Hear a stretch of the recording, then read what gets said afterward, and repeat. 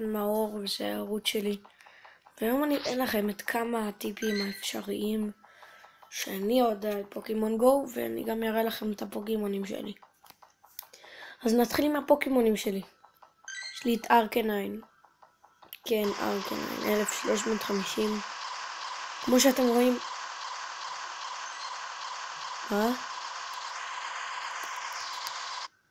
מצטער. יש לי את ריינר. מה זה? לא גם מטורף. אוקיי. יש לי את אותו, שאני לא יודע את השם שלו אפילו. אז כן, כמו שאתם רואים, אני הולך לשדרג אותו לארקניין עוד מעט, עוד קצת. וזה הפוקימון שלי. עכשיו אני אתן לכם את העצות למתחילים. זה לא עצות כמובן לאנשים שיודעים לשחק. עצה ראשונה. אם אתם רמה נמוכה, אני מציע לכם כאילו לא לעשות, נגיד ברמה נמוכה, שאתם תופסים פוקימון, זה בערך, אני משער ברמה 5 או 6 אתם תופסים פוקימון הכי הרבה, זה 200, משהו כזה, או 100. אז אם אתם תופסים נגיד אותו ב100, אל תעשו לו פאוור אפ, כי זה פשוט לא שווה. אוקיי, המשכנו.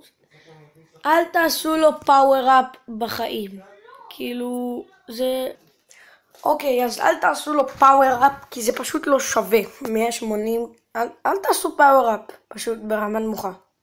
עוד משהו, נגיד לא, אל תעשו אבולבים ברמה נמוכה. אתמול אני אתן לכם דוגמה. אני רק דוגמה, אתמול עשיתי גלום, למרות שהיה לי כבר גלום. עשיתי גלום שיצא לי 600. איך? הוא היה לי בהתחלה 200. כן, הוא היה 200 או 100. הנה, אתם רואים, רמה גבוהה, CP גבוה. אוקיי, עוד משהו.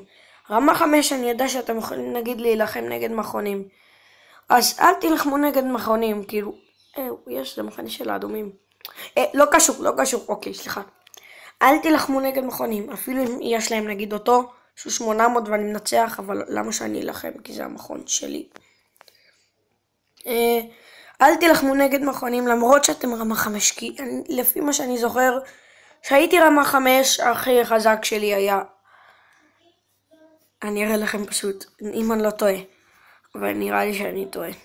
היה לי אותו, פיג'יוטו 251, הוא פשוט היה הכי חזק שלי. כן, שזה גרוע. אם אתם תלחמו עם פיג'יוטו 200, זה מה שיש ברמה 5 או 500, זה לא יעזור לכם. כי המכונים